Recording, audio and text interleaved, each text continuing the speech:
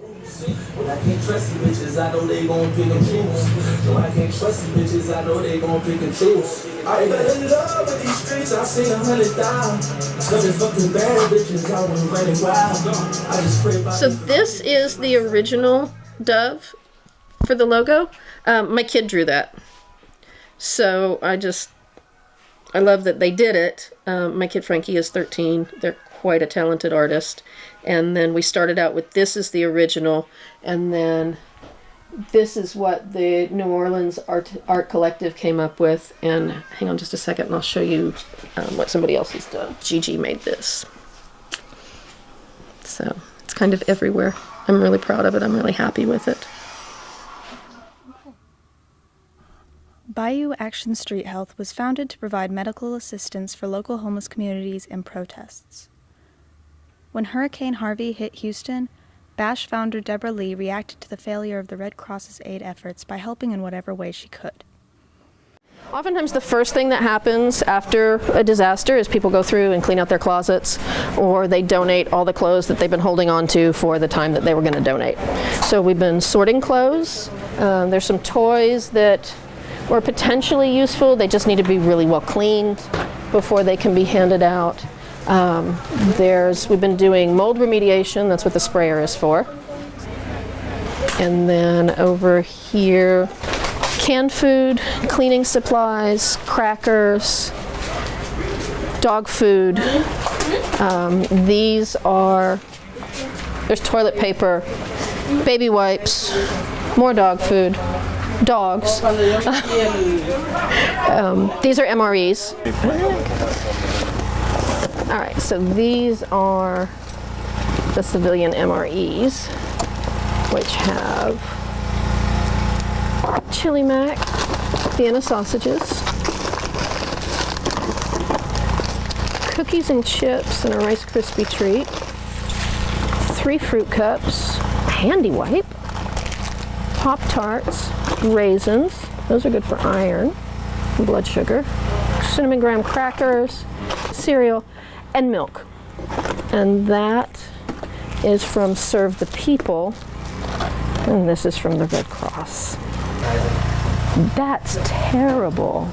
I mean, they were like sitting there for a good hour and a half. The box is better than that. But those are carrots. The box is better than that. I was volunteering at Food Not Bombs at the time, and I'd been doing home health, and I was familiar with going from place to place and situation to situation, but I wanted to be able to provide better care for the homeless folks that were coming out to eat. And then the night that the fella showed up and said, "Hey, can I talk to you a minute?" And we stepped behind my car, and he pulled up his shirt and he said, "I got shot. Can you help me with that?" Oh, God. I'm bleeding out a little bit. He hadn't been shot there. He'd gone to the hospital, and he made the mistake of, and it was an innocent mistake, he couldn't walk much further from the train that he'd taken from the campsite. Somebody had tried to steal his bag. He fought for the bag. The guy shot him and winged him. It wasn't a deep wound, but he'd still been shot. Yeah. He'd gone to a not-for-profit hospital, not a charity hospital. So he sat on a stretcher in the hallway for about 10 hours before anybody bothered to come and see him. They gave him a prescription for narcotic pain medicine, and a nurse taped dry gauze over the wound and told him to leave. And they dumped him out at like 2 or 3 o'clock in the morning. So I did what I could for it for a couple of days, and it became clear that it was infected, and I ended up taking him to the county hospital and staying with him in the ER. There's a thing called accompaniment, where you accompany people who need care. I like to put the Band-Aids on the wounds that later fall off, or just basically, I'm a nurse at heart, so doing the work that I was taught to do and is part of who I am gives me. Speaking of which, should this swelling up that bad? No, it should not. Did you bang it? What did you do? Just that cut. Did you cut it back open again? I don't think so. That doesn't look good. Let's wash that with soap and water. Sorry. Yeah, I did that a minute ago, and there was white pus. There was. Okay, so it's got an abscess, so you need to go ahead and rinse that off. That needs to be looked at. Probably got a staph infection. Okay, that's okay. I can make it to the house, I think. Well, it doesn't have to be looked at right this minute. Right. That's an animal bite? No, it's a scratch. Who did that? A cat. Oh, honey, you need to get that looked at Okay. today. That could be cat scratch fever, and that's a bad infection. That's not just going to be staph. Yeah. I didn't know cats gave fevers. All right, so that's a cat scratch. Yeah, and we're not going to play with a cat scratch. Yeah, it is a tiny little thing, and sometimes a tiny little thing can end up being your entire hand. I don't like that. Okay. All right, my nosy personal mom thing. Do you have money for an urgent care? Okay, I do. Okay, let's go find you an urgent care.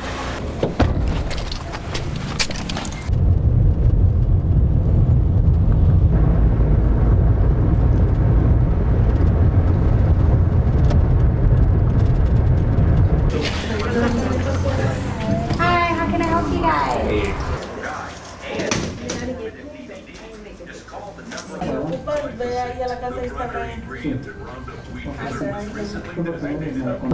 My understanding is that in the George R. Brown Red Cross shelter, it was divided into dorms, and the police who enforced all the Red Cross rules were often heard to refer to the dorms as cell blocks. They put 800 people in a warehouse that's not meant to house people.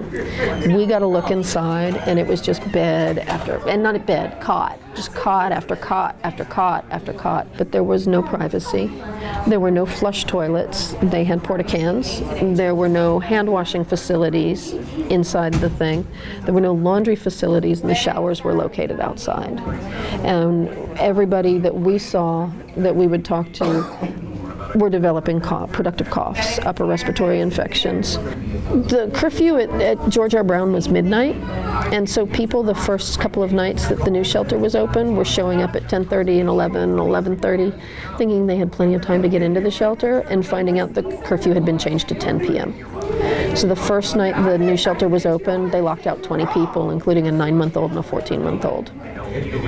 So we stood there and argued and filmed, and everyone was allowed in that night, except for one young man who had a beer in his hand. He was not intoxicated by any stretch of the imagination. But he was upset, and he was hurting, and he was telling people, look, I've been here, my dog is inside.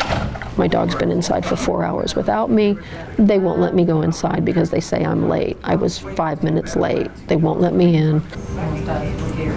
And a volunteer came out to talk to people. She got aggressive with some of us when she realized we were filming. And we were threatened with arrest if we didn't stop filming. So the Red Cross volunteer is talking to the police, who are then talking to the people, and she's telling them, look, if you all just calm down, and calm down. When you say calm down to agitated folks, it doesn't work. But they're all doing their best. And this young man is saying, look, this is what's going on, and I'm not happy about it. And one of our medics overheard her say to the cop, I don't want him inside. So we asked the cops, what's he being arrested for? And 4 of them put their arms up like this and shrugged their shoulders and walked back inside without answering. And one of them finally turns around and says, he's not being arrested, he's going to the sobering center. If you're in the Red Cross shelter and you were escorted from the property by the police for any reason, they remove your armband and you are no longer allowed back in the shelter. It was her way of getting rid of him. So what happened to his dog? I have no idea. The dog probably went to a shelter. But that's the way the Red Cross and the volunteers, some of the volunteers behaved toward the folks that they were supposed to be here helping.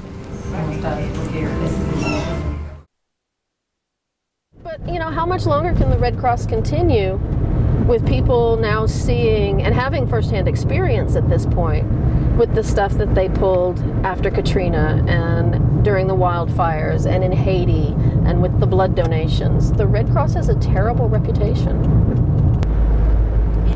Just the little bits that you do every day, eventually it all adds up, because you do your little bit without even knowing that somebody over here is doing a little bit, and a little bit very quickly becomes a lot.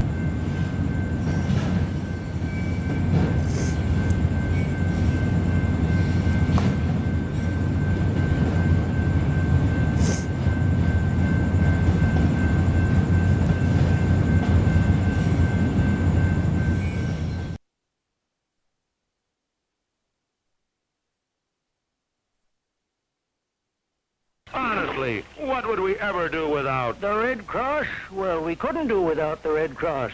That's why it's wise to give to the Red Cross. And why is it wise? Well, because they need the money.